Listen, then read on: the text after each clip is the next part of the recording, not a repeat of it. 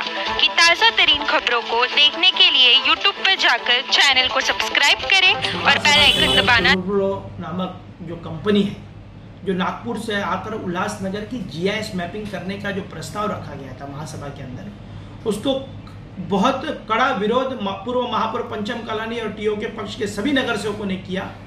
और विरोध करते वक्त ये बताया गया कि 5 जुलाई 2019 में तत्कालीन महापौर पंचम कलानी के माध्यम से वो प्रस्ताव को रद्द किया गया था। वो प्रस्ताव रद्द किया जाए, ये शहर के जनता के हित में नहीं है।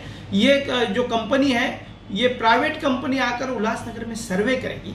सर्वे करते वक्त जो लोगों को तकलीफें होगी, जो अचानक प्राइवेट लोगों के घरों में घुस जाएंगे, व्यापारियों की दुकानों में घुस जाएंगे, घुसकर जबरदस्ती से सर्वे होगा।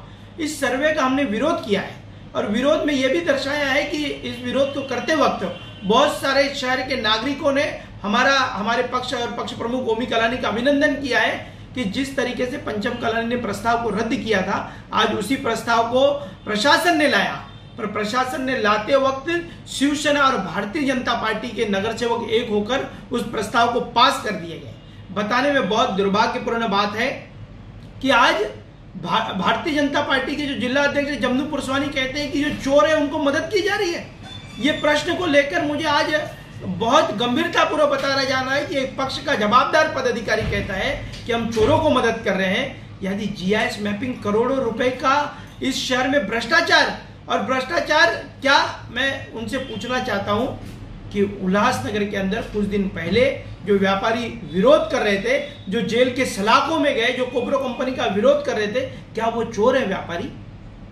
ये सवाल है मेरा कि जो शहर के व्यापारी विरोध करते हुए जेल के सलाखों में गए वो चोर है?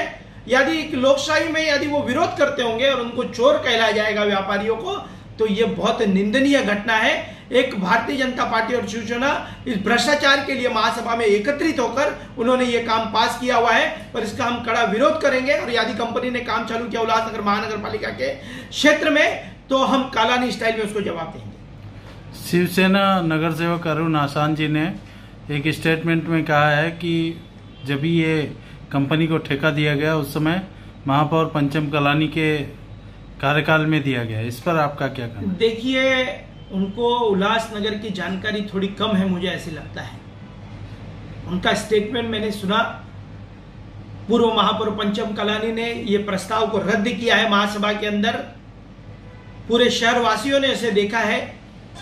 उनका ध्यान, उनकी मां और हमारी आदरणीय महापौर जी बहुत अच्छे तरीके से शहर वासियों का काम कर रही है, पर बेटा कहां नहीं तो कहां पर शहर का दिशा भूल कर रहा है। बेटे का ध्यान महानगर पालिका पर कम और थाना महानगर पालिका पर ज्यादा होता है, इसलिए उनको पता नहीं चलता है कि वो बात क्या कर रहे हैं, बोल क्या रहे हैं। सिर्फ बातों पर बात करते जाते हैं। और इस तरीके का लोगों को दिशाभूल करना, लोगों को किस तरीके से दिशाभूल करके शहर के व्यापारियों को लूटना, मैं आज चाहूंगा कि शिवसेना भारतीय जनता पार्टी ने इस प्रस्ताव को पास करके शहर में ईस्ट इंडिया कंपनी लाई है। और वो ईस्ट इंडिया कंपनी, जैसे अंग्रेजों ने इस देश के अंदर ईस्ट इंडिया कंपनी लाई थी, आज उल्लासनगर में भारतीय जनता पार्टी और शिवसेना ने ईस्ट इंडिया कंपनी लाकर इस कंपनी के अंदर भारतीय जनता पार्टी का एक नगर सेवक है जो इस कंपनी का भागीदार है, पार्टनर है। और पार्टनर की तौर पर वो काम कर रहा है, जो मौत का सौदागर बनकर चोटी वाला बाबा उल्लासनगर शहर को लूटना चाहता है। तो शहरवासियों, इस बार जाग जाओ। जिस तरीके से इन लोगों ने काम किया है, आने वाले मनपा चुनाव में ये चोटी वाले बाबा को किसी भी तरीके से इस मनपा के अंदर नहीं जाने के लिए, जिन्होंने हमारे शहर को लूटा है, जिन्होंने करोड़ों रुपए की लागत से इस शहर को ठेके को हमारे मनपा के ठेका दे दिया, ऐसे लोगों को आने वाले दिनों में शहर के वासी सबक सिखाएंगे।